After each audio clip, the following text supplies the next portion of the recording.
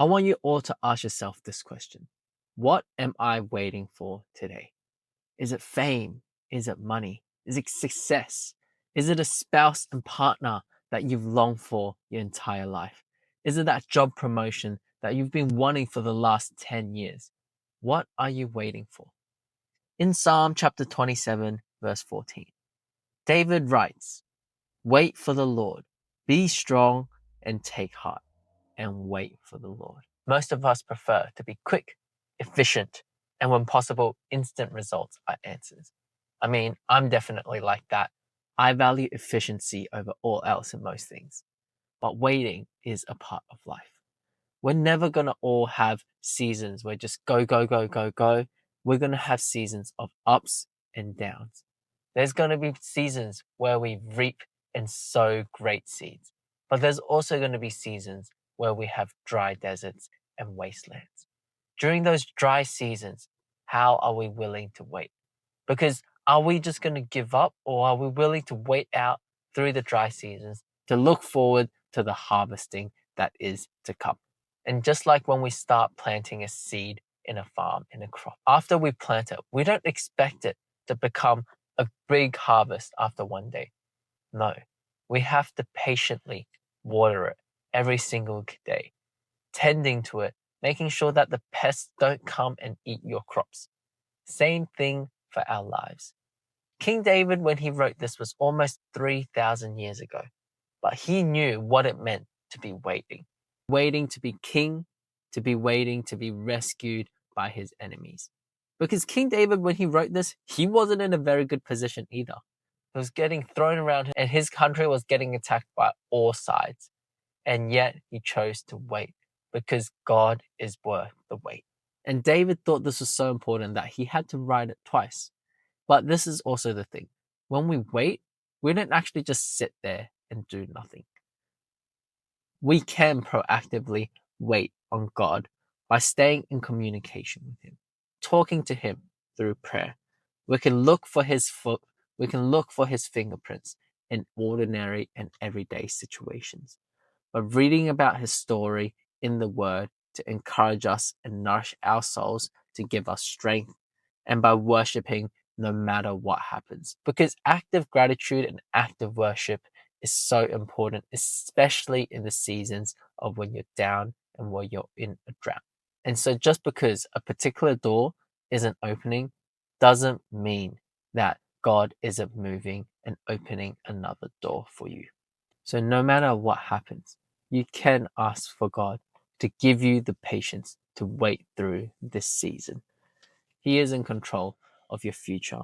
No matter how many uncertainties it may lie in front, know that God is not only good, he also loves you very deeply, and he only has the best that he has planned for you. So you can choose to trust in him in this waiting season. Let us pray. Dear Heavenly Father, Lord, thank you for your mercy. Thank you for your patience, and thank you for your love that gives us our daily nourishment and our daily bread.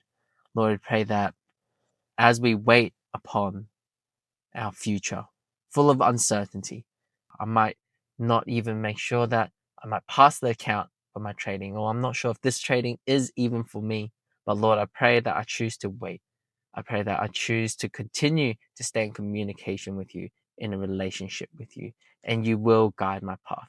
And if this is not the path that you want me to do, I know that you will lead me away from it. Lord, I thank you and pray that I can continue to be patient in the work and the serving that I do. I thank you and I pray this in Jesus' name. Amen. All right, let's get in the charts, everyone. Yo, we are back with another day of charts. And yesterday we did manage to make a pretty nice trade where I took the bottom to the top of here, as I told you guys. And then I think we're in the 3 minutes. I'll show you this better. There we go.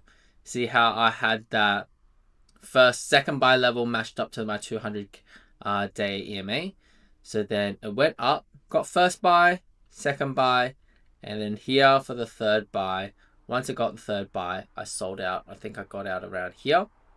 Although it did go down, but it is what it is. And later at this time, there was a big economic news that shot up.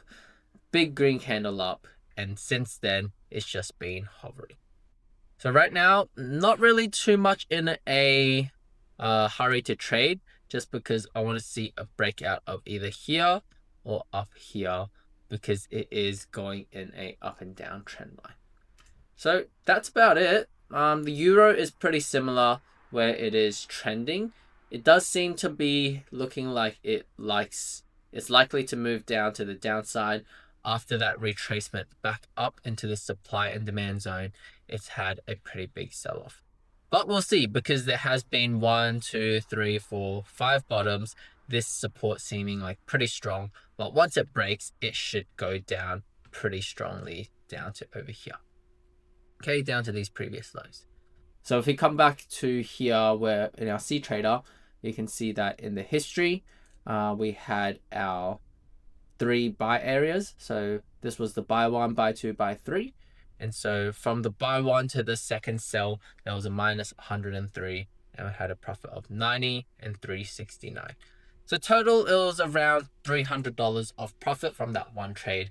And this is only on the 100K account, because for some reason, it doesn't let me use 200K account. It goes up in really random increments. So that's it for today. We are waiting for that breakout, and otherwise, I'll update you guys tomorrow. Bye.